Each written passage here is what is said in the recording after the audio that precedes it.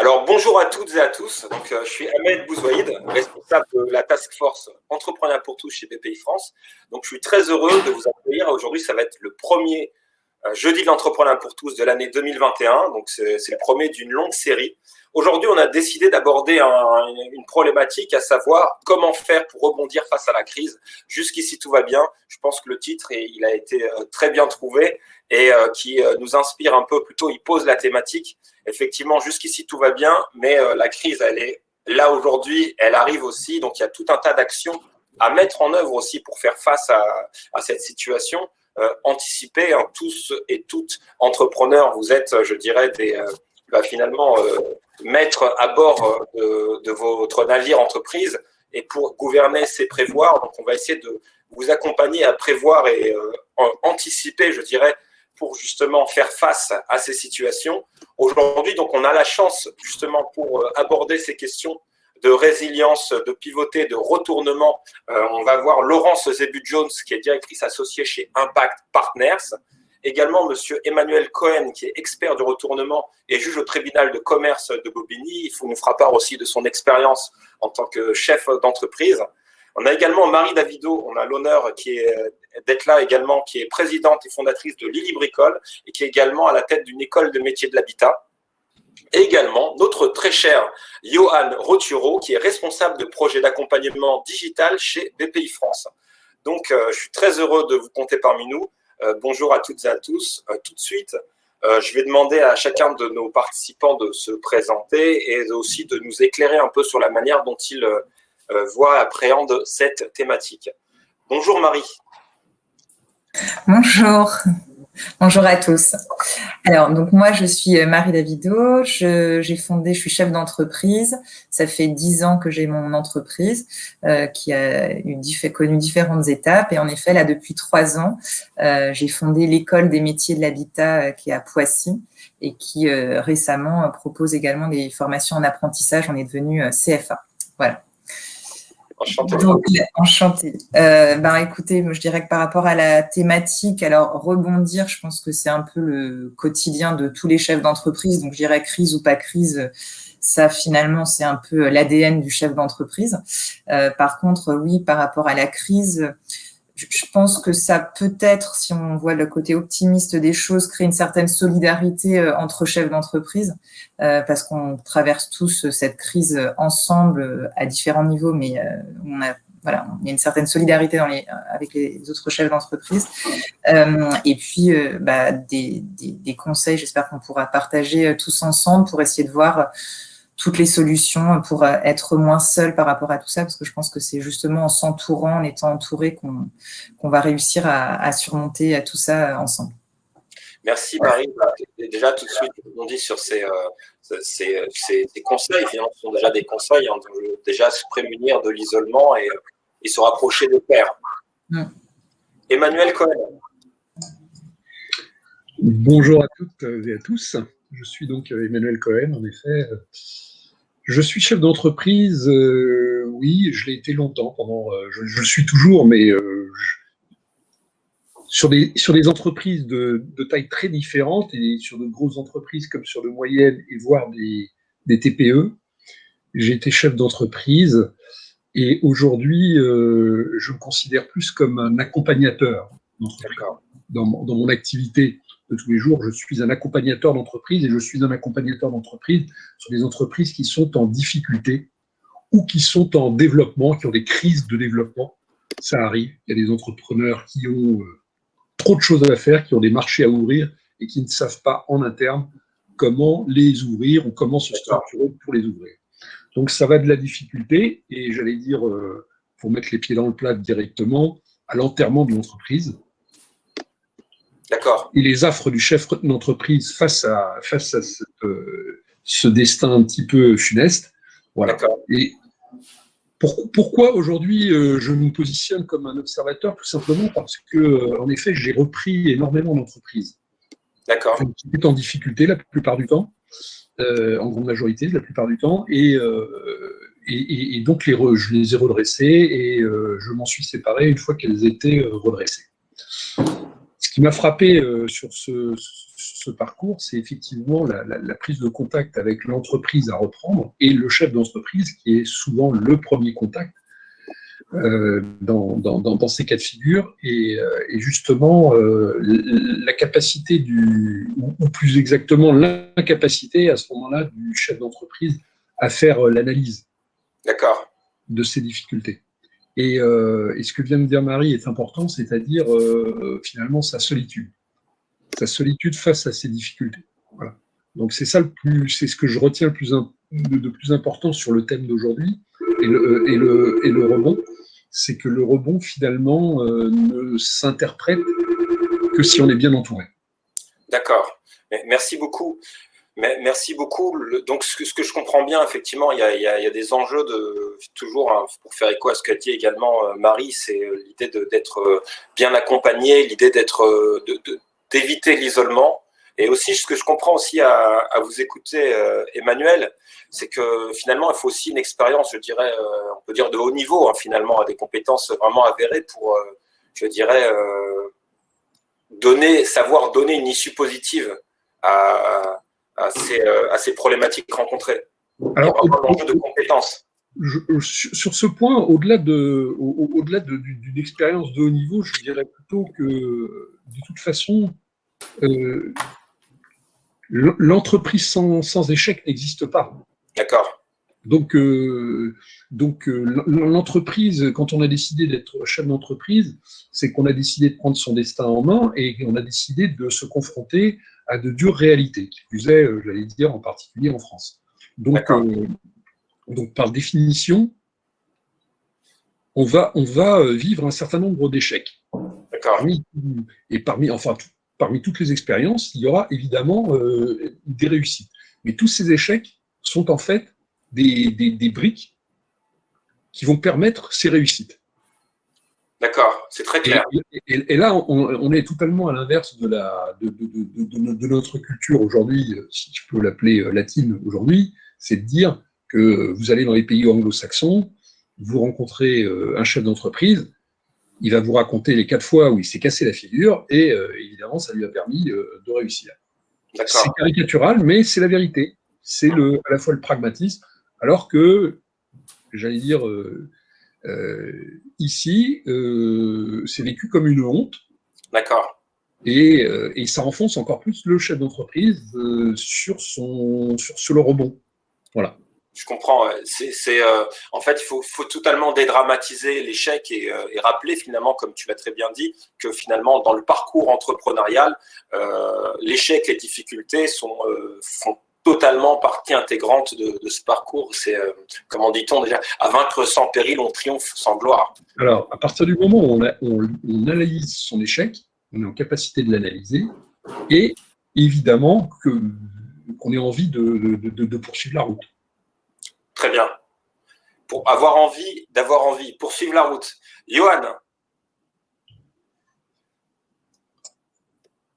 Il fallait que je retrouve le chemin jusqu'au micro. Bien, je m'appelle Johan Rotureau, donc je travaille avec Ahmed au sein de BPI France et on a lancé cette année justement un parcours en ligne, le premier du genre qui s'appelle Renfort TPE et qui s'adresse aux jeunes entreprises plutôt de petite taille. Et l'objectif est simple, hein, c'est de leur donner des réflexes. Alors c'est une formation en ligne gratuite, hein, qui dure à peu près 20-25 heures, avec des contenus très courts, très accessibles, simples, sur comment mieux gérer sa boîte, comment s'adapter au contexte qui est complètement mouvant, soit pour la développer, rebondir, pivoter et puis continuer en allant de l'avant, soit pour, comme on disait, parce que effectivement la vie d'une entreprise c'est nécessairement truffé de difficultés et de problèmes, donc c'est aussi comment appréhender éventuellement un état de cessation des paiements, une procédure de redressement, etc., sereinement et avec le plus, j'ai envie de dire, d'anticipation possible, puisque anticiper, c'est, comme on dit, vaut mieux prévenir que guérir, et donc c'est un peu le mot d'ordre. Voilà. Donc nous, voilà, notre action, elle se pose ici. Où est-ce qu'on peut retrouver ces formations? Comment il faut s'inscrire? Tu as dit que c'est gratuit, je crois. Alors voilà, tout à fait. Alors BPI France héberge une plateforme, on va dire, de e-learning qui s'appelle BPI France Université, qui produit une myriade de contenus, alors plutôt orientés PME, ETI, et qui aujourd'hui, avec le sujet de la création d'entreprise, développe tout un contenu pour le micro-entrepreneur, la TPE, du créateur à la jeune entreprise qui va jusqu'à 5 ans. Et donc, sur BPI France Université, vous retrouvez effectivement ce parcours qui s'appelle le e-parcours renfort TPE et qui, sur simple inscription, prénom, nom, email, vous permet d'accéder à une formation gratuite que vous suivez à votre rythme quand vous le voulez, avec des contenus vidéo, beaucoup de contenus vidéo, on va sur des séquences de 3 minutes à 5 minutes, pour pouvoir comprendre rapidement ce qu'il faut faire, des contenus pour aller un peu plus loin, écrits, des outils pour pouvoir mettre en pratique, et puis on a aussi des webinaires, donc vous retrouvez des replays de ces webinaires sur des sujets un peu plus profonds, un peu plus croustillants, et donc il y en a, on en a déjà tourné 5 ou 6, et puis il y en a encore 3 ou 4 à venir. Voilà, et c'est une formation qui est pas du tout périssable, j'ai envie même de dire, elle s'applique à tout entrepreneur en herbe en fait, puisque ça vous donne les leviers pour gérer votre boîte dans de bonnes conditions, quoi, en fait. Et ça vaut en tout temps. Et voilà. Et donc, alors cette formation, elle est particulière parce qu'elle a été faite avec des réseaux associatifs qui savent de quoi ils parlent, qui accompagnent tous depuis plus de 30 voire 40 ans des créateurs d'entreprises, qui comptent parmi leurs rangs alors des conseillers en création, mais aussi des entrepreneurs bénévoles la plupart du temps. Donc on a le réseau BGE, ADI, Initiative France, France Active et Réseau Entreprendre, qui sont des gros réseaux d'accompagnement associatif et qui nous ont proposé des experts pour animer ces séquences. Voilà, donc on a quelque chose de très proche de la réalité du terrain, concret et qui a la vertu d'être accessible, qui promet d'être accessible à tout le monde, quoi, puisque c'est en ligne, gratuit, ouvert, donc n'hésitez pas. Donc c'est le e-parcours renfort TPE sur BPI France Université. Voilà. Merci beaucoup, Johan. Je t'en prie, Ahmed.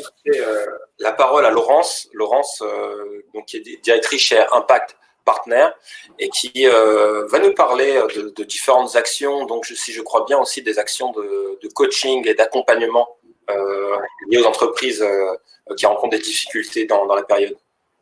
Oui, bonjour à tous. Peut-être juste pour présenter Impact en 2 mots, qui permet d'expliquer pourquoi aujourd'hui on s'intéresse aux entreprises en difficulté. Donc en fait, Impact, c'est une société de gestion qui a été créée en 2007 et qui a la conviction que l'entrepreneuriat peut créer une société plus inclusive. Donc on investit principalement en capital développement dans des entreprises à fort impact social. On intervient aussi en création pour financer des commerces sous franchise. Et vraiment, l'idée, c'est de pouvoir faire plus que du financement. C'est pour ça qu'on s'est associé avec JP Morgan pour soutenir les entrepreneurs en difficulté par un programme personnalisé qui s'appelle le programme Coaching Anticrise. Et là, on s'adresse en fait, en gros, aux entrepreneurs qui se sont jamais accompagnés. Très souvent situés dans les quartiers populaires. Depuis le début, depuis 1 an, on a accompagné plus de 300 entrepreneurs. La moyenne d'âge des entreprises était de 7 ans. Ce sont des TPE, PME, évidemment beaucoup de commerçants et qui ne sont jamais passés par un réseau. Ce sont aussi des gens peu habitués, des entrepreneurs peu habitués à avoir du conseil juridique, stratégique, juridique, stratégique, financier, de qualité, je peux le dire, très souvent le seul conseil est le comptable et l'expert comptable. Ce sont aussi des entrepreneurs impécunieux, donc c'est d'autant plus dur d'aller chercher des aides qu'on ne peut pas, du conseil, d'expertise qu'on ne peut pas évidemment la rémunérer. Donc l'idée, c'est vraiment de pouvoir accompagner ces entrepreneurs-là par un programme gratuit de coaching.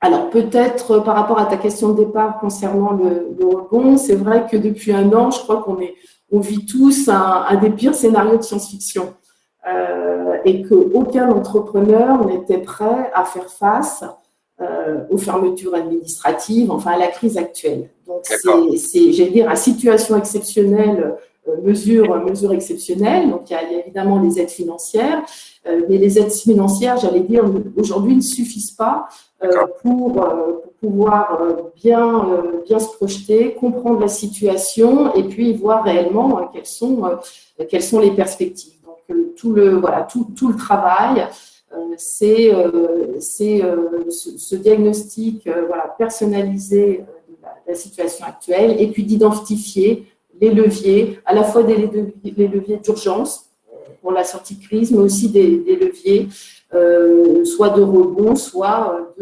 d'arrêt, mais d'arrêt dans de bonnes conditions.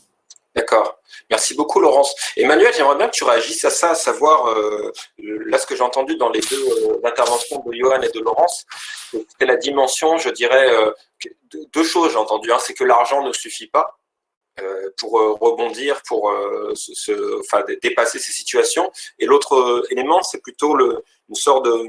le rapport que les entrepreneurs peuvent avoir, enfin certains entrepreneurs peuvent avoir à solliciter du conseil, à solliciter ce type d'expertise, le fait qu'ils ne sont pas forcément habitués, n'ont pas cette culture-là, ou la connaissance ou l'information.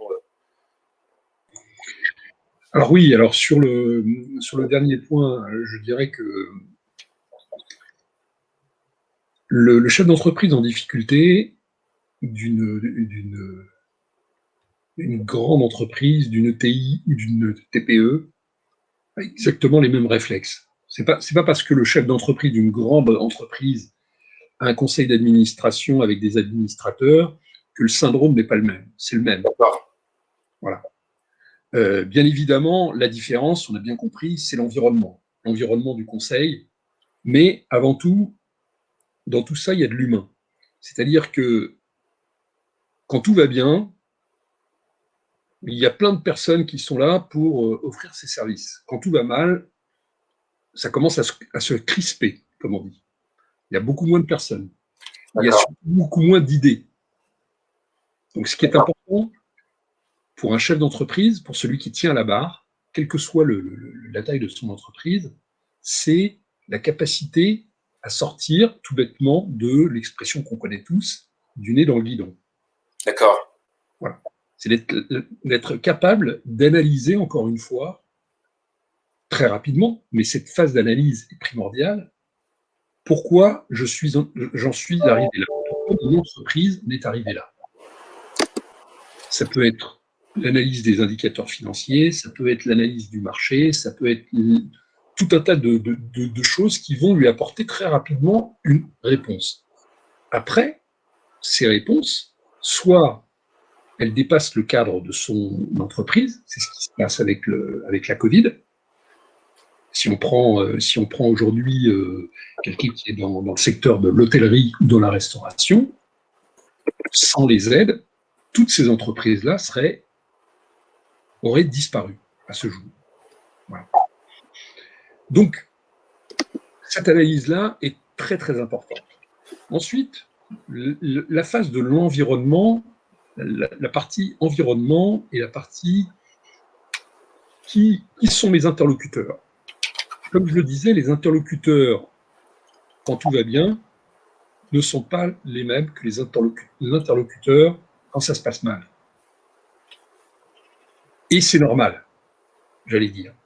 L'interlocuteur le plus fréquent qu'on a dans l'entreprise, en tout cas habituel de l'entreprise, quelle que soit sa taille, c'est l'expert comptable, j'allais dire, en tout cas pour tous nos auditeurs, c'est l'expert comptable. Alors, l'expert comptable, effectivement, il est de bons conseils, il accompagne l'entreprise, en tout cas pour établir les comptes, mais devant des difficultés, ça n'est pas forcément le meilleur interlocuteur. D'accord. Ça fait partie des interlocuteurs, mais ça ne doit pas être le seul interlocuteur. D'accord. Ça, c'est très important. D'accord. Le conseil type avocat, je dirais oui, dans la mesure où sa spécialité est l'entreprise en difficulté. D'accord. Et là, c'est la même chose. Il y a des avocats qui sont spécialisés dans le droit de la famille, il y a des avocats qui sont spécialisés dans l'entreprise en difficulté. D'accord.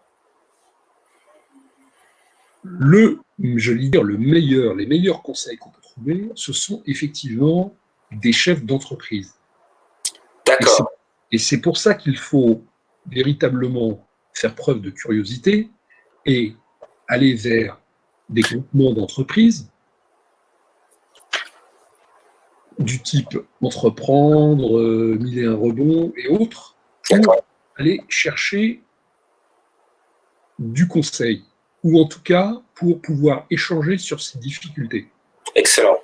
Très bien. C'est très important de ne pas rester seul. D'accord. Mais merci beaucoup. C'est très clair.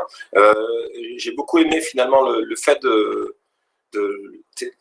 d'insister sur la nécessité d'analyser et quand dans l'analyse différencier, je dirais, ça me fait presque penser aux penseurs grecs. Je pense à Épictète, c'est-à-dire ce qui dépend de nous et ce qui ne dépend pas de nous. Alors, une dernière chose sur l'analyse, encore une fois, il ne faut pas que ce terme, évidemment, fasse peur en termes de « je n'ai pas les capacités d'analyser ». Bien sûr que j'ai les capacités d'analyser, tout comme à partir du moment où j'ai décidé de créer une entreprise, j'ai normalement fait mon étude de marché pour savoir si j'étais dans la plaque ou non. Voilà. Et c'est la même chose. Pourquoi je ne suis plus dans la plaque?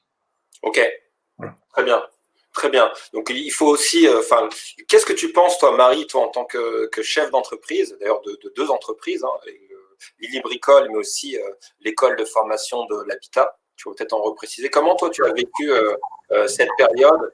Comment ça résonne? Comment résonne le témoignage d'Emmanuel? Moi, j'adhère totalement. En effet, je pense que la partie analyse est très, très importante. Je dirais que sur le côté très concret, parce que voilà, moi, je suis chef d'entreprise et on a eu à subir une obligation de fermeture étant donné qu'on est un établissement qui accueillait du public, donc on a dû du jour au lendemain fermer l'entreprise. Et en effet, cette partie analyse, j'ai senti ce besoin de me poser.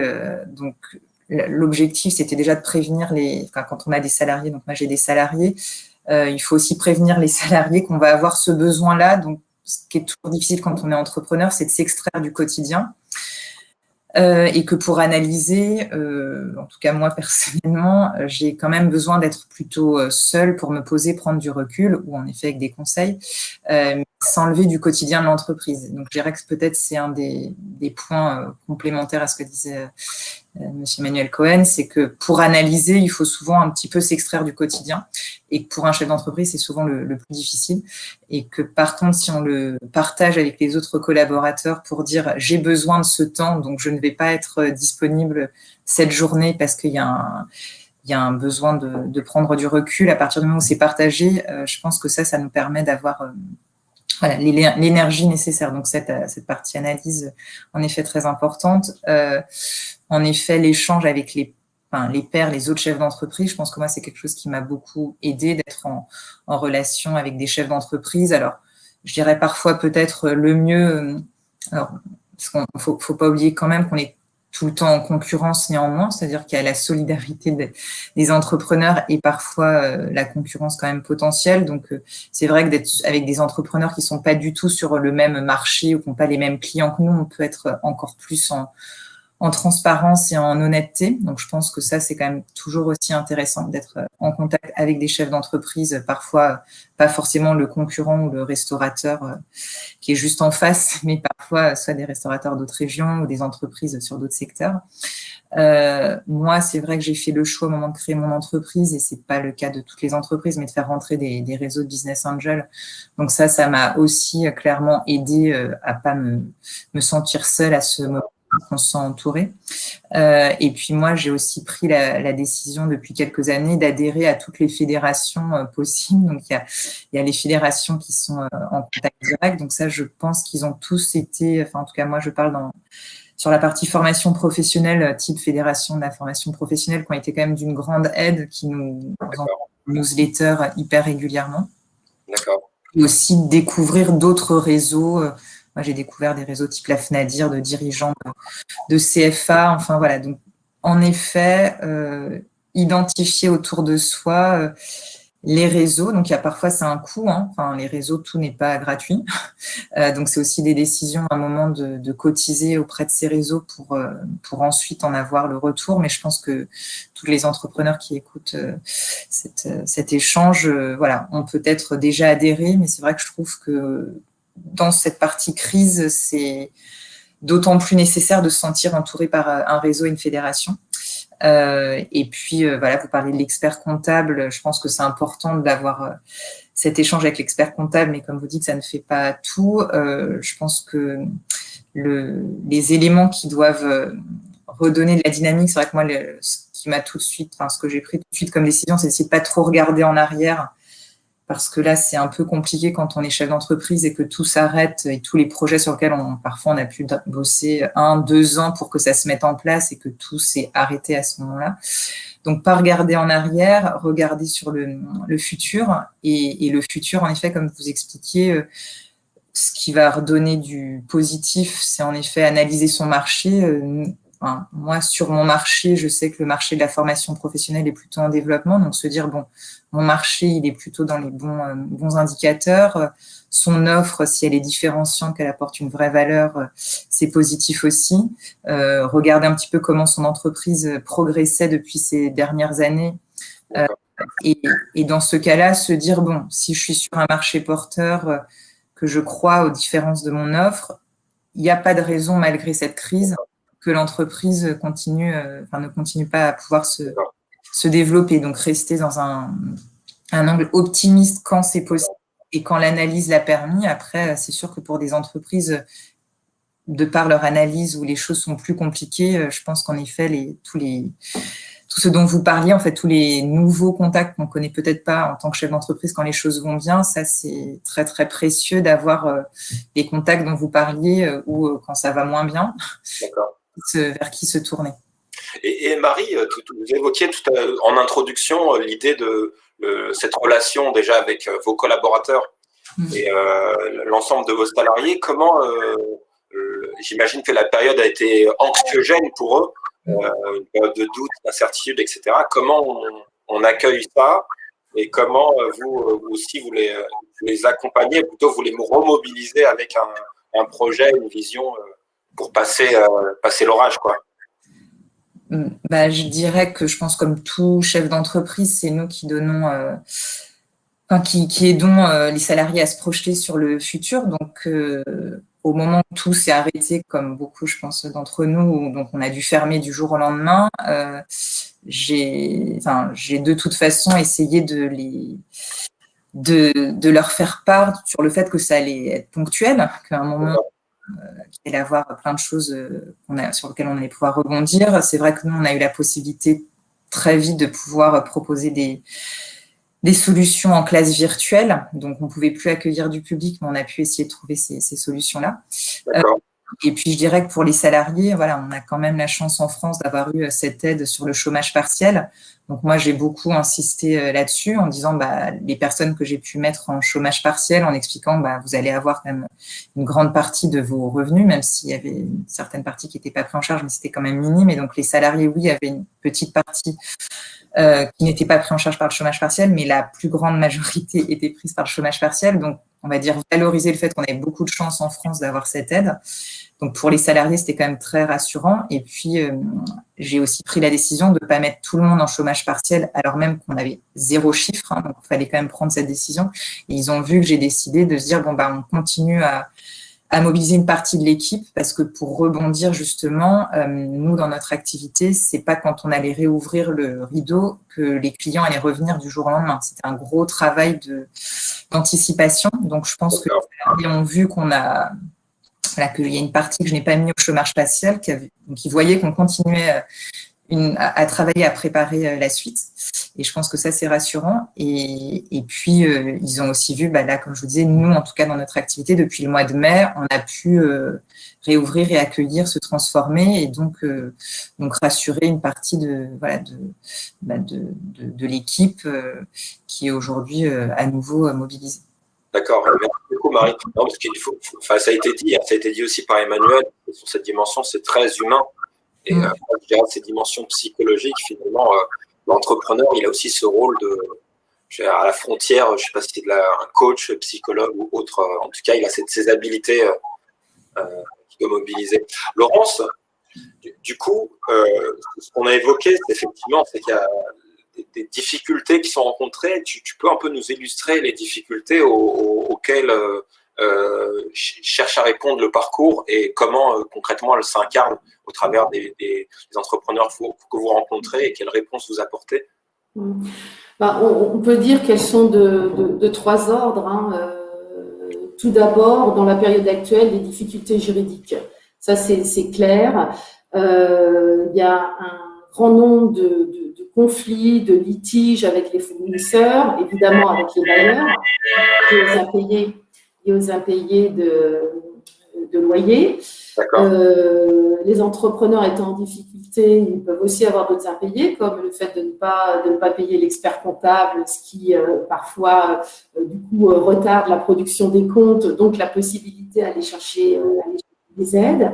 Des difficultés à ne pas vraiment savoir où on en est en matière de gravité de sa situation.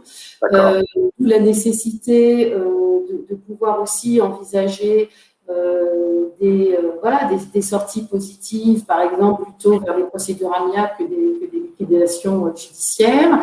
Donc ça, c'est, j'allais dire, sur les aspects juridiques, on est vraiment vis-à-vis des problématiques liées à des impayés, aux conditions générales de vente, des situations très, très juridiques sur lesquelles rien que le fait de faire des petits courriers, et nous, c'est comme ça qu'on aide, on intervient de manière très, très concrète en aidant à faire des courriers, de manière à clarifier la situation avec les fournisseurs, de pouvoir identifier des solutions de négociation aussi sur des reports d'échéance. Il faut pouvoir les demander, il faut oser les demander également. Donc ça, c'est la partie juridique, c'est vraiment le gros volet auquel on s'attelle aujourd'hui. Le deuxième élément est évidemment d'ordre financier.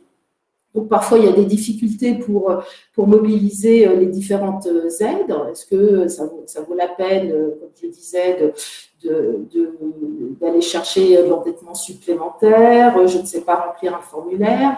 Il y a aussi des problématiques à comprendre vraiment, encore une fois, vraiment sa situation. La lecture des comptes, quand l'expert comptable n'est plus là, finalement, où est-ce que j'en suis réellement dans ma situation financière? Donc, on peut aider dans la compréhension des comptes, dans le fait d'analyser quelles sont les activités qui perdent de l'argent et celles sur lesquelles peut-être il faut miser. Et le troisième point, c'est quand même les éléments opérationnels sur lesquels il y a des possibilités de rebond. Comme le disait Marie, on est sur des marchés plus ou moins dynamiques, même dans la période actuelle.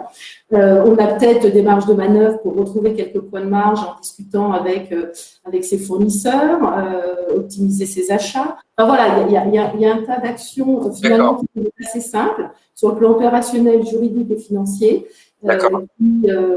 Qui peuvent être mises en œuvre de manière finalement très rapide. Donc, vraiment, il y a l'aspect juridique, clarifier la situation, identifier les zones de risque, etc. Et tu as évoqué aussi l'idée d'oser demander des aménagements, des échéanciers, etc. Est-ce qu'il y a une manière de demander qui assure plus que d'autres d'avoir gain de cause, par exemple? Je crois qu'il faut être honnête avant tout. Je pense qu'il faut vraiment, encore une fois, bien comprendre quelle est sa situation, demander des reports qui sont raisonnables, qui peuvent être expliqués. Donc, transparence et honnêteté, j'allais dire, sont ce qui permet généralement d'obtenir une écoute attentive des créanciers, des assureurs. C'est l'étape, je veux dire, c'est l'étape préalable avant toute procédure. Et personne n'a intérêt à votre défaillance en réalité. Absolument, dans le contexte actuel, bien sûr. Et puis, on peut le dire, peut-être Emmanuel confirmera, mais il y a quand même aujourd'hui une bienveillance au niveau des tribunaux de commerce. par rapport aux difficultés rencontrées par les entrepreneurs. À partir du moment où, je pense, ces deux attitudes, transparence et honnêteté, sont manifestées. Je te demanderai de réagir tout de suite, Emmanuel. Juste deux choses. Donc, on a évoqué le volet juridique, aussi la capacité à mobiliser des aides. Et pour cela, il fallait être dans une logique analytique, une compréhension des comptes, etc. Et le troisième volet, tu as évoqué, là, c'est plutôt la stratégie de façon opérationnelle. Quelles actions on met en œuvre pour rebondir. Emmanuel? Alors, je voudrais juste revenir sur ce que vient de dire Laurence. Dans son prolongement, ce qui est important, c'est la capacité du chef d'entreprise avec tous ses interlocuteurs, que ce soit les salariés qu'évoquait Marie tout à l'heure ou ses fournisseurs, d'avoir véritablement ce langage de vérité et surtout, encore une fois, de faire passer le langage de la bonne analyse de la situation. Un fournisseur, ce dont il a horreur, c'est de ne pas avoir d'interlocuteur. Donc, c'est difficile pour un chef d'entreprise, mais faire face à cette difficulté et expliquer que, en effet, on traverse des difficultés, qu'on les connaît, ces difficultés, et on va travailler et de concert avec le fournisseur, avec des délais, par exemple, c'est très important pour le fournisseur. Qu'il ait vraiment quelqu'un en face de lui. S'il n'y a plus personne, le fournisseur, c'est un chef d'entreprise également, et il se dit c'est terminé. Il n'y a plus personne. Voilà. Le salarié, évidemment, c'est la même chose. Il faut qu'il sente qu'il y a un pilote dans l'avion, et à partir de là, il travaillera d'autant plus. Donc, le langage de vérité, de clarté, surtout, j'allais dire plutôt, de clarté vis-à-vis de tous ses interlocuteurs.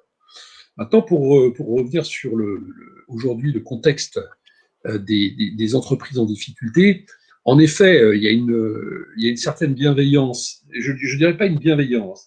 Il y a, encore une fois, une analyse très pratique de ce qui se passe, c'est-à-dire un monde économique et financier qui se serait écroulé s'il n'y avait pas eu d'aide, et ces aides n'ont pas pu, évidemment, bénéficier à tous. Pourquoi ? Parce qu'il y avait des entreprises qui, au moment où ça a commencé, avaient déjà des difficultés et qu'elles ne pouvaient pas prétendre à la grande majorité des aides. Soit qu'elles étaient déjà dans les liens d'une procédure. D'accord, bien entendu, oui. À partir de là, pour celles qui avaient encore la possibilité d'être redressées, de les accompagner, et les dispositions qui ont été prises au niveau gouvernemental sur l'allongement des délais des différentes procédures ont été dans ce sens-là. C'est-à-dire qu'on a allongé des délais qui étaient fixés au préalable et qui ont été bien prolongés de façon à permettre de se dire laissons-nous du temps pour trouver de nouvelles solutions. D'accord. Ça fait partie de cette bienveillance, j'allais dire. Mais ce sont des dispositions légales que les tribunaux n'ont fait qu'appliquer.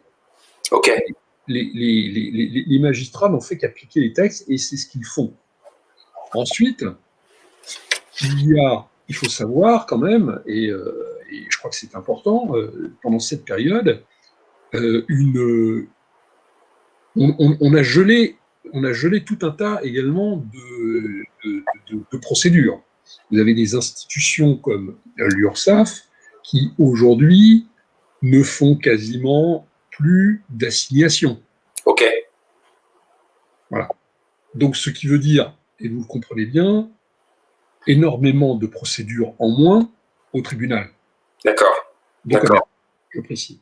Oui, mais j'entends bien. Donc, ça c'est un exemple, mais la DGFiP, l'administration fiscale, a à peu près la même philosophie, avec une vision différente, mais encore une fois, il est important d'avoir des interlocuteurs, et le chef d'entreprise ne doit pas disparaître. D'accord. Ou en tout cas ne doit pas faire l'autruche, et ça c'est très très important. C'est-à-dire que lorsqu'on reçoit un courrier de l'administration fiscale, on prend contact, aujourd'hui on le fait par Internet, évidemment, pour dire, oui, il y a quelqu'un au bout du fil. Ok. Il y a voilà, ça c'est très important. D'accord. Oui, alors, je vais prendre un exemple très concret, il y avait par exemple des vérifications fiscales, des contrôles fiscaux qui étaient en cours, qui ont été stoppés par le premier confinement, qui ont repris, qui ont à nouveau été interrompus. Mais si d'aucuns de chefs d'entreprise ont pensé que c'était une bonne aubaine pour passer à travers, évidemment, et vous le savez tous, l'administration fiscale n'oublie personne. Donc, tout à fait.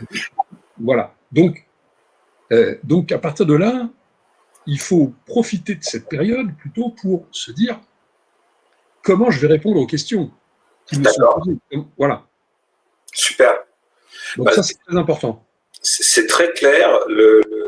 En fait, donc effectivement, qu'il y ait quelqu'un au bout du fil, être même proactif finalement pour aller au-devant des interlocuteurs.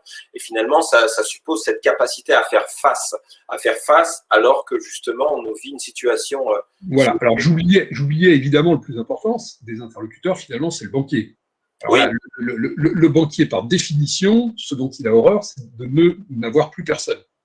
D'accord, très bien. Lui, il ne faut pas hésiter à, j'allais dire, l'alimenter en informations. Évidemment, des informations positives, c'est mieux, mais simplement des informations sur le fait de dire, aujourd'hui, pour reprendre l'exemple du centre de formation, nous avons à nouveau accueilli des apprenants. Enfin, toutes ces choses-là qui font que, par définition, le banquier se dit, l'exploitation se poursuit, très bien. D'accord. Et lorsqu'il va avoir une difficulté, il va tout simplement passer un coup de fil pour demander des explications, et il les aura immédiatement. Super. Et voilà. Ça, c'est très, très important. Ne pas couper le fil. Pas couper le fil. Voilà. Ça, c'est vraiment de la pratique élémentaire. D'accord. Donc vraiment dans le b.a.-ba, éviter le silence radio, faire face. Après, on peut s'imaginer que finalement le fait que les entrepreneurs ne font pas face, c'est parce que eux-mêmes ils sont impactés par la situation qui est anxiogène. Parfois, ils ont honte en se vivant comme responsables et ne pas avoir réussi enfin plutôt se sentir acculés. Oui, mais à partir du moment où on parle de honte, on fait entrer des éléments qui n'existent pas en matière de business, pour parler très clairement.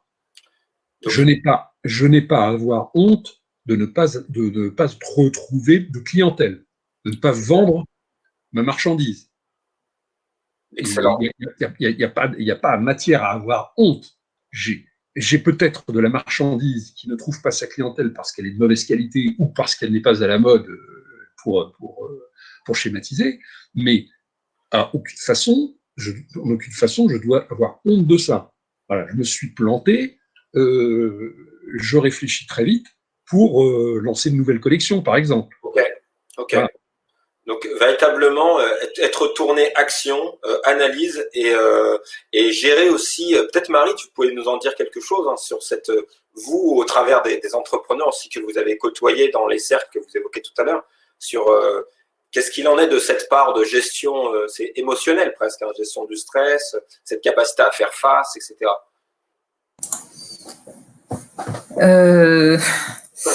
Gestion du stress, oui, de toute façon, je pense que ce qui est important en effet, c'est continuer à essayer de se trouver quand même quelques petits moments pour soi et pour la famille, on va dire ça comme ça, en tant que chef d'entreprise, c'est-à-dire que on peut être amené encore plus dans cette situation à travailler quasiment 24 heures sur 24, bon, quand même pour s'alimenter et dormir, mais on va dire que un chef d'entreprise est quand même extrêmement pris par son entreprise et le développement de son entreprise et la gestion, en effet, là, de cette crise. Je pense que, peut-être un conseil dont on n'a pas forcément parlé, c'est d'essayer de se garder une petite soupape pour, moi, j'essaierais de recommander au moins une journée par semaine, donc avec une journée peut-être complète, parce que souvent on doit gérer le matin, etc., mais au moins un peu de temps pour sa famille et pour soi, parce que le chef d'entreprise, tout repose sur lui. Et que finalement, parfois, peut-être à force d'absorber tout le quotidien et puis à être en meneur et à comment dire, à développer l'optimisme au sein de l'entreprise. Voilà, je pense qu'il y a ce moment-là qui est important, et ça, je pense que tous les chefs d'entreprise le savent. Et c'est les recommandations qu'on se fait entre nous. Donc, c'est toujours plus facile de dire à l'autre de prendre du temps pour soi et qu'on ne se l'applique pas forcément à soi-même.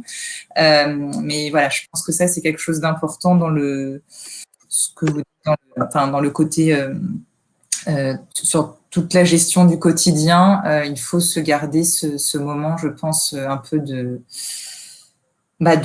faire un peu, de garder ces moments un petit peu pour soi. Merci beaucoup, Marie. Là, on va peut-être aller maintenant dans cette étape de nos échanges sur un moment un peu extrêmement concret. J'ai entendu je dirais, différents conseils. Est-ce qu'il y a des conseils à réaliser dans l'ordre? Il y a peut-être un continuum à mettre en œuvre. J'ai entendu beaucoup évoquer la question d'analyse et de diagnostic. En gros, quand on est dans cette situation, qu'est-ce qu'il faut mettre en place? Qu'est-ce qu'il faut faire le plus rapidement possible? Peut-être que Laurent, tu pourras aborder cela. Peut-être que Johan également, tu pourras nous dire ce qui contient le parcours. Laurent?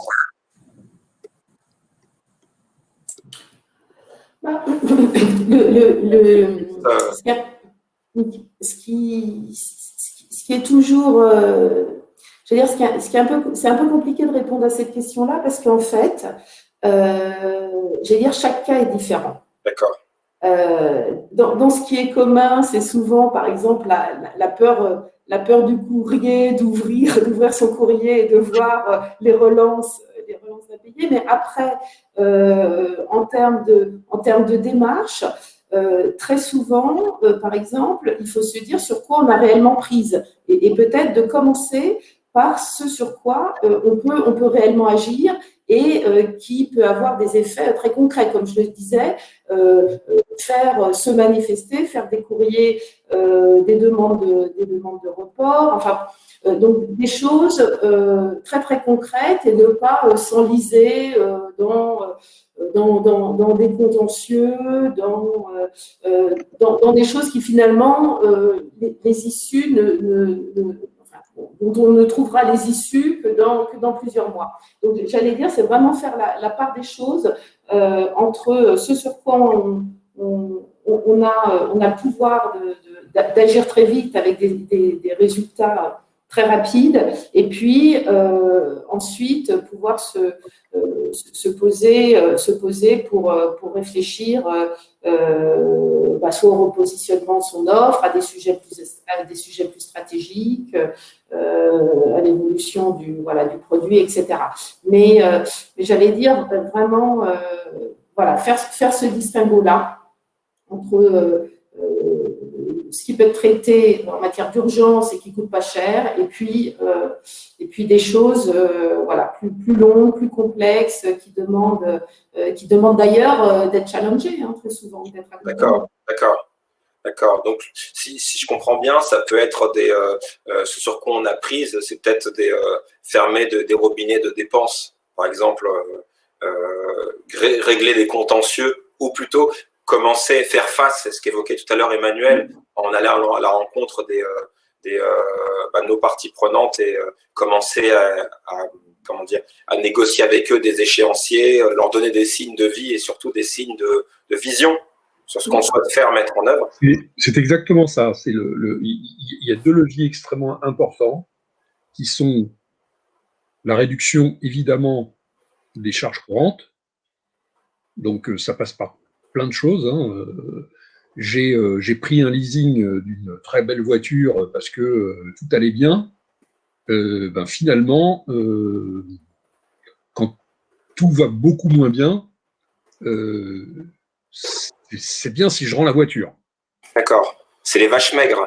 Alors, je vais avoir du mal à la rendre parce que je suis lié par un contrat, sauf que si je modifie ce contrat pour une voiture plus petite, ça fera... Là, je suis vraiment au niveau de la TPE. Et de toute façon, mon fournisseur, s'il me voit avec une grosse voiture alors que je ne paie pas des factures, voilà. Donc, Non, mais bien entendu, c'est clair. On est donc très concret. Exactement. Ensuite, je vais faire rentrer de la trésorerie. Ça veut dire que combien de bilans ai-je lu où le compte client, d'une société en difficulté, où le compte client déborde. C'est-à-dire qu'il y a de l'argent dehors et on ne va pas le chercher. Et on se concentre sur, je vais aller chercher du client. Mais des clients, j'en ai déjà, puisqu'ils doivent de l'argent. Donc, ça vaut pour... alors, ces clients, ça peut être des institutionnels. Et donc, je fais le siège de ces institutionnels pour leur expliquer qu'ils me doivent de l'argent et qu'il n'y a aucune raison qu'ils dépassent les délais de règlement qui sont imposés par la loi. Voilà. Alors, c'est compliqué, ça prend du temps, mais au bout d'un moment, ça paye. Voilà. Ça, c'est important. Donc, je chasse la trésorerie et je réduis mes charges. Ensuite, je vais essayer effectivement de mettre en place des financements. Alors, quand on est en mauvaise posture, c'est compliqué, mais ça existe quand même. Alors là, il faut de la curiosité, ça coûte toujours un peu cher, mais ça existe également. Donc, au moins sur les 2 premiers leviers, c'est très très important de travailler là-dessus. Et encore une fois, concentrer son énergie là-dessus. Ok, super, c'est extrêmement clair. Voilà. Merci beaucoup. Johan, peut-être tu peux nous donner des éléments un peu concrets qu'il y a dans le parcours et qui font écho aux préconisations de chacun. Oui, effectivement, ce qu'ont pu dire mes prédécesseurs auparavant est largement balayé dans le parcours. Effectivement, on revient sur ces conseils qui, effectivement, quand on entend Emmanuel, ça a l'air tellement évident, mais tant qu'on s'est pas mis dedans, effectivement, qu'on n'en a pas la connaissance, c'est pas aisé. Donc, effectivement, on rebalaye tout ça. Mais j'ajouterais, mais comme l'a dit Emmanuel tout à l'heure, effectivement, si on entretient un relationnel avec toutes les parties prenantes autour de l'entreprise, même quand ça va bien, c'est plus facile quand ça va mal. Et ça, c'est pour l'avoir vécu de près ou de loin avec des proches. Effectivement, quand on n'a pas réussi à créer ce relationnel-là positif en amont, c'est assez difficile d'aller rechercher après de l'aide. Sans faire l'opportuniste, mais c'est un truc qui se construit, quoi. Et ça, c'est clair. Je pense que c'est parce que c'est de là que les bons conseils, les bonnes idées, les ajustements, les adaptations vont pouvoir se mettre en œuvre. Puis après, un point qui est majeur et qui, pour moi, est la première source le premier levier, c'est aussi de se réinventer commercialement, quoi. Et on voit aujourd'hui, alors j'ai pas envie de peindre un tableau tout rose, mais on voit des restaurateurs qui se sont réinventés en montant des comptes Instagram, en écrivant des livres, en se mettant à vendre. Je pense à un restaurateur italien. Bon, il avait quand même un peu de notoriété, c'est pas n'importe qui, mais en se mettant à vendre des épices, en vendant des produits du terroir très particuliers. Enfin, vous avez tous dans votre environnement des gens qui se sont dit, voilà, c'est pas une crise de la demande, c'est une crise de l'offre. En fait, il faut la réinventer. Et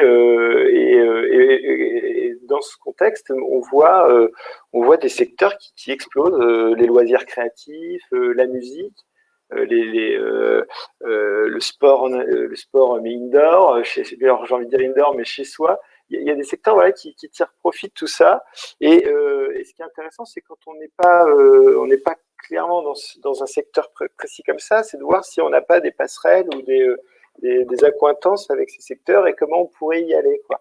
Donc ça, c'est un effort qui est complexe parce que ça demande de remettre en cause l'idée de départ, celle pourquoi on avait monté sa boîte, et ça demande beaucoup de résilience. Donc je trouve que c'est un point qu'on aborde dans ce parcours là en ligne, mais qui pour moi est un puissant fond, quoi. C'est passionnant, ouais. Et là, il y a un travail à faire. Merci beaucoup, Johan. Peut-être, Marie, tu peux réagir à ces aspects, toi, en tant que chef d'entreprise. Déjà, il a évoqué l'idée d'anticiper les difficultés dans l'aisance, c'est savoir donc entretenir des bonnes relations quand ça va bien, pour justement les mettre à profit quand ça va mal. Et c'est le dernier aspect qu'il a évoqué, qui consistait plus à tirer avantage de la situation. Oui, je pense qu'en effet, sur la partie, garder un bon relationnel avec tout l'écosystème de l'entreprise, ça, je pense que les entrepreneurs le savent. Parfois, par manque de temps, on peut en effet oublier de tenir informé sa banque. Là, je parle du moment où quand tout va bien. D'accord. Donc, quand tout va bien, on est très pris par le quotidien et parfois, c'est un certain temps de rester en relation avec tout l'écosystème. Mais je pense que c'est en effet très, très important pour, comme vous disiez, quand ça va un peu moins bien, d'avoir ces bonnes relations avec les différents partenaires. Donc, ça, c'est sûr. Mais je dirais que même si on n'a pas eu le temps de le faire, je dirais que je pense qu'il y a toujours moyen d'entretenir ces bonnes relations avec l'écosystème. Moi, je rebondis aussi sur ce que disait Monsieur Cohen tout à l'heure sur la partie relance client, parce que ça, c'est quelque chose qui paraît tellement évident, mais quand je vous entends parler, je me reconnais parfois un petit peu dedans. C'est-à-dire que en tant qu'entrepreneur, on est tout de suite dans cette volonté d'aller chercher les nouveaux clients, de se concentrer énormément dessus et que parfois on peut oublier qu'il y a certains clients qui n'ont toujours pas réglé certaines factures. Donc moi je suis très dans la confiance, donc c'est des clients que je connais, donc je me dis bon c'est juste un peu de retard et ils nous paieront bientôt et que donc on se dit qu'on va pas forcément mettre son énergie là-dessus parce qu'on veut aller le mettre sur les nouveaux clients et je pense qu'en effet ce que vous avez dit, vous avez tout à fait raison, il faut vraiment trouver ce temps, c'est très très important en termes de trésorerie de faire rentrer l'argent que les clients nous doivent. Et très souvent, c'est juste des retards, mais il faut mettre son énergie, donc soit directement le chef d'entreprise pour les clients grands comptes, où on se dit qu'il n'y a que nous qui pouvons aller les relancer parce qu'on connaît l'historique de la relation avec ses clients, et sur les autres clients, mettre une personne de l'équipe pour les relances, parce que ça peut, comme vous dites, au moment des clôtures de bilan, cette dette client, elle peut parfois être assez importante. Et que voilà, c'est pas que la confiance de se dire que ces clients nous paieront, il faut vraiment mettre des actions très concrètes en place, garder aussi, moi il y a des choses que j'ai apprises aussi sur les accusés de réception des relances, c'est-à-dire que nous il y avait des relances qu'on avait pu faire, que le document de l'accusé de réception n'avait pas forcément été gardé et qu'en fait il faut tout refaire pour bien prouver qu'on a relancé 2 fois le client recommandé, etc. Donc je pense que ça c'est très très important pour avoir cette trésorerie qui remonte, et comme tout chef d'entreprise, il y a les projections qu'on fait avec nos business plans pour les plus grosses ou c'est prévisionnel pour les plus petites entreprises, mais très souvent c'est aussi le compte en banque qu'on regarde. D'accord. Et finalement, quand la trésor est revenue, c'est-à-dire que les clients nous ont payé, d'un seul coup le chef d'entreprise aussi se sent plus en confiance, en force. Et en effet, je dirais que peut-être comme premier conseil, en effet, d'aller chercher déjà, faire la relance client comme il se doit, ça donne une nouvelle énergie au chef d'entreprise qui voit son compte en banque renfloué. Et ça, c'est toujours une bonne nouvelle quand on est chef d'entreprise d'avoir le compte bancaire qui remonte. D'accord. Merci beaucoup, Marie. Quand je vous écoute, tous et tous, effectivement, j'entends les difficultés qui vont amener d'ailleurs certaines entreprises finalement à mettre la clé sous la porte. Mais j'entends aussi que pour l'aspect, je dirais, beaucoup plus positif, c'est que finalement, cette crise, elle permet de mettre en place tout un tas de process qui peuvent sembler évidents, mais qui n'existent pas finalement dans toutes les boîtes et qui sont autant d'actions correctives qui vont consolider l'entreprise et l'amener finalement sur le chemin de la pérennité, j'ai envie de dire. Laurence, tu veux réagir là-dessus et justement évoquer un peu comment le parcours, plutôt les profils d'entreprise que tu rencontres qui bénéficient justement de la mission de coaching. Oui, c'est aider à reprendre le contrôle en fait. Donc sur les entrepreneurs qu'on a pu accompagner dans le cadre du coaching anti-crise, qui a trois grandes étapes. Donc la partie accompagnement personnalisé, surtout sur la phase de diagnostic, de traitement des urgences juridiques, opérationnelles et financières, et puis aussi après l'orientation quand ça va mal évidemment vers plutôt vers le tribunal ou sur des actions de rebond, de diversification. Donc là, nous, on intervient beaucoup sur la TPE, PME, comme je le disais, qui ont une ancienneté autour de 7 ans d'activité. Donc, c'est des chefs d'entreprise expérimentés qui n'avaient pas de difficultés particulières jusque-là. Alors, certains voyaient quand même leur chiffre d'affaires stagner depuis quelques années. Donc, ça peut aggraver évidemment les situations. On est sur des entrepreneurs très présents dans les quartiers populaires, j'allais dire de toute origine et quasiment de tout secteur d'activité, avec des salariés. Et dont le point commun est vraiment d'avoir l'habitude de se débrouiller seul. Et vraiment, là, c'est plutôt là-dessus où on essaie d'inciter à avoir une culture d'aller chercher de l'aide. C'est ce que font très bien les startups. Les start-upers sont très forts pour mobiliser l'ensemble des réseaux français d'appui à la création d'entreprises. Les TPE, PME qui se sont débrouillés tout seuls, beaucoup moins. Et dans une période comme ça, c'est vraiment faire cette passerelle qui me semble important, puisqu'ensuite, soit qu'on soit sur le rebond ou soit malheureusement vers la cessation d'activité, ça peut vraiment se faire de façon, j'allais dire, sereine ou de façon assez dramatique s'il n'y a pas d'anticipation et en tout cas de vision de ce qui peut être fait. Il y a quand même une très forte méconnaissance de l'ensemble des procédures amiables ou collectives pour les entrepreneurs. Merci beaucoup, Laurence. Là, on a 2 questions. J'adresse ça à chacun d'entre vous, chacune d'entre vous. N'hésitez pas à répondre. La première, c'est Sandra qui se pose la question si finalement cette capacité de rebond, elle est plutôt, c'est une question qui intéresse plutôt des boîtes un peu plus grandes et non les micro-entrepreneurs qu'elle a l'habitude d'accompagner. Donc, si vous voulez réagir là-dessus, voilà. Et il y a aussi Anthony Marchais qui se pose la question si finalement, ces réflexions ne sont pas des réflexions qui sont aussi liées à des dispositions, des habilités, peut-être un mindset. Et donc, c'est plutôt lié à l'humain. Et est-ce que c'est pas très en amont qu'il faut accompagner les entrepreneurs à développer cette posture et cet état d'esprit qu'on essaie de décrire ensemble? Qu'est-ce que vous en pensez? Moi, j'ai envie de réagir rapidement, mais c'est vrai qu'on apprend plus aujourd'hui à créer une entreprise finalement qu'à en gérer une. Parce que créer une entreprise, on s'aperçoit que c'est une démarche assez empirique finalement, qui s'explique pas, qui est plutôt assez chaotique finalement.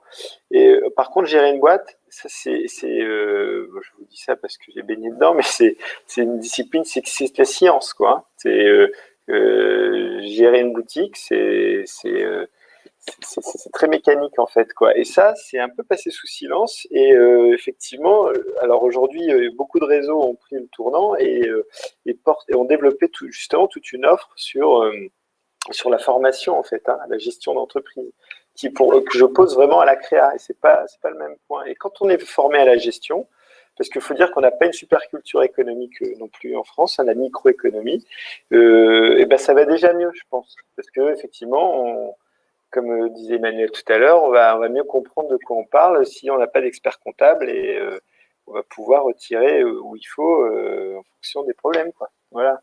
Merci, Johan. Déjà un point. Alors, c'est une réflexion très, très pertinente sur le fait que, évidemment, on a une grosse lacune en France. Mais bon, une fois qu'on a dit ça, il n'empêche qu'il y a de bons chefs d'entreprise en France, il y a des entreprises qui réussissent. Simplement, lorsqu'arrivent les difficultés, on a tendance à se dire, et là, on reprend une des questions sur les micro-entrepreneurs et sur l'humain, c'est de dire, ah oui, mais j'ai mon expert comptable. Sauf que l'expert comptable, c'est l'homme des chiffres. C'est lui qui va établir le bilan, et c'est pas lui qui va expliquer pourquoi justement, pour reprendre le thème de tout à l'heure, pourquoi mon compte client est si élevé? C'est-à-dire que pourquoi mes clients n'ont toujours pas payé? Ouais. Donc là, on est dans la gestion pure. Donc, se tourner vers son expert comptable quand ça va mal, en disant je ne comprends pas pourquoi j'en suis arrivé là. Non, le chef d'entreprise, par définition, il est responsable. Il a créé une entreprise, et c'est d'ailleurs pour ça qu'il a créé cette entreprise, pour être responsable. D'accord. Il veut être responsable de sa destinée, de son projet. D'accord. Donc, il est responsable. Alors, c'est vrai que il est responsable de A à Z. Alors, à ce moment-là, évidemment, c'est plus la même chose. Après, on peut discuter du fait que créer une entreprise avec un capital social d'1 €, c'est pertinent ou pas. Bon, en tout cas, ça existe. Pourquoi pas? Hein, il y a de très belles entreprises qui ont réussi comme ça. La question, c'est de dire, est-ce que j'ai confiance dans mon projet? Et si j'ai confiance dans mon projet, c'est que j'en ai, encore une fois, c'est toujours la même chose, analyser tout ce qui peut se passer. Et quand ça va mal, je dois être en mesure de rester curieux. Ça veut dire quoi? Ça veut dire que mes interlocuteurs, je vais les chercher, mais je vais les chercher différemment. Quand tout va bien, prendre une agence de communication, bien évidemment, je vais avoir besoin d'être accompagné pour communiquer. Quand tout va mal, je vais aller chercher des personnes qui s'occupent des entreprises qui sont malades ou qui traversent des difficultés. D'accord. Voilà. Et donc, il faut garder les mêmes réflexes. Et tout à l'heure, on parlait de la rédaction de courrier. En effet, lorsqu'on rencontre des chefs d'entreprise qui ont des difficultés, là où auparavant, quand tout allait bien, ils étaient capables de tenir d'argumenter sur les qualités de leur entreprise, de dresser des company profiles pour présenter leur entreprise, c'était merveilleux. Et lorsque tout va mal, ils ont perdu tous leurs moyens. C'est-à-dire qu'ils ne sont même plus capables de demander 3 mois de délai à l'URSSAF. D'accord. Donc l'humain, en effet, est omniprésent. Il est omniprésent dans tout. Donc, je ne dirais pas que le pire n'est jamais décevant, mais c'est à peu près ça. C'est-à-dire que si on ne se met pas en capacité de modifier son logiciel en se disant « aujourd'hui, je suis dans une passe difficile et donc je m'adapte à cette passe difficile », alors il y a des gens qui arrivent à le faire très bien tout seuls, hein, et parce qu'ils ont connu d'autres expériences qui sont bien plus éprouvantes que de gérer une entreprise. Revenons au basique, hein, il y a des choses quand même... je ne vais pas faire pleurer, encore une fois, les gens qui assistent au... Mais bon, les gens qui ont faim dans le monde, les gens qui subissent des guerres, des vraies guerres, hein, j'allais dire, c'est un peu plus compliqué que de gérer une entreprise. Donc, tout ça, ça fait partie effectivement de ce qu'on appelle aujourd'hui la résilience. C'est en capacité de dire, je vais m'efforcer de bien comprendre ce qui m'arrive, et à partir de là, je vais rebondir. Merci beaucoup Emmanuel. Donc peut-être chacun aussi un dernier mot, peut-être Marie, sur cette école de la résilience finalement qu'est l'entrepreneuriat.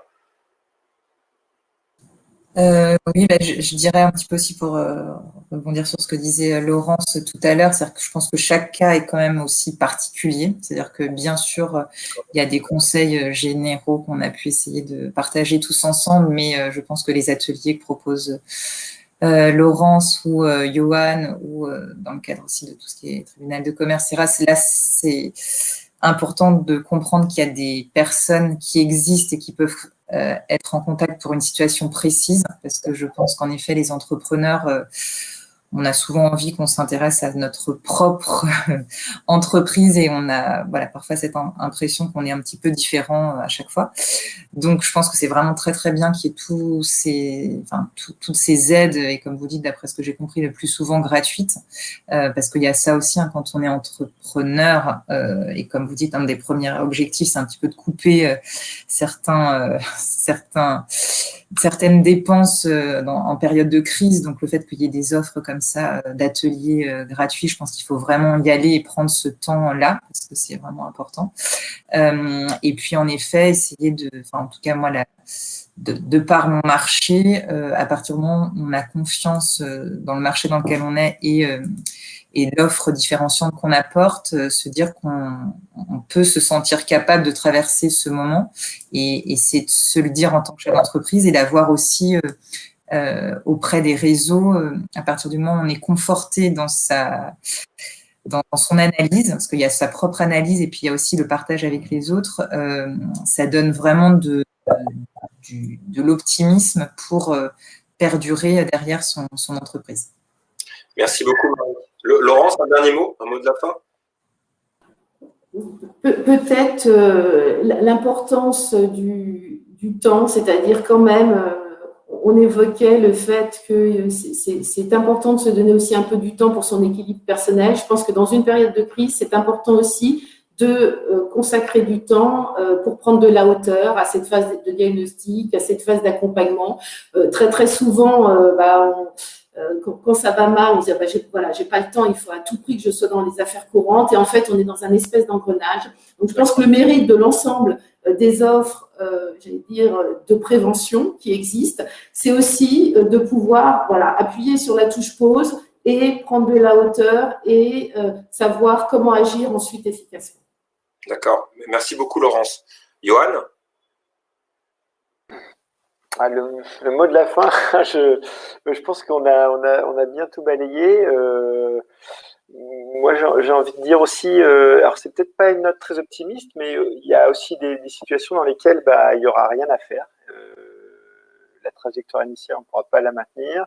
On ne pourra pas pivoter, repenser son truc. Et d'une certaine manière, il faudra revoir son parcours, pourquoi pas autrement, à l'aune d'autres activités salariales. Et pourquoi voilà. Donc c'est peut-être aussi demain la vocation, c'est des accompagnateurs à la créa, c'est aussi peut-être d'accompagner à la reconversion des entrepreneurs. Pourquoi pas. Il faut penser à ça aussi, puisque effectivement, on l'a dit, c'est l'humain, c'est l'humain au cœur du truc, c'est sa trajectoire qui compte et c'est pas finalement la forme qui importe. Ce qui nous soucie tous, c'est l'emploi, c'est le développement économique et social, quoi. Donc, il faut élargir et se dire qu'il y a des opportunités, il y en a partout. Voilà. Bon. Ça, merci pour ce point aussi. En fait, c'est une invitation à peut-être de la lucidité, je ne sais pas. Oui. Patrice Doublet qui a mis en lien le site, le lien du site, c'était 60 000 rebonds qui justement, tout à fait. Justement à la suite et pour ceux qui sont contraints, comme il le dit, de liquider leur entreprise, il y a un après. Et en fait, cet échec aussi, comme l'a très bien dit Emmanuel, c'est la vie, quoi. Et donc, du coup, il faut aussi revenir à ces basiques-là et se dire, c'est peut-être une page à tourner pour en écrire une plus belle. En tout cas, je vous remercie de nous avoir consacré cette heure pour avoir écrit cette très belle page. Je pense qu'elle a été vraiment très utile pour l'ensemble qui ont pu nous écouter. Encore, on va la partager plus largement dans les réseaux, etc. Car je crois que l'ensemble de vos conseils sont salutaires et j'espère contribueront à sauver, accompagner de nombreuses boîtes. Merci encore Laurence, Emmanuel, Marie, Johan. Merci. Et à très vite pour le prochain rendez-vous. Merci. Merci. Au revoir.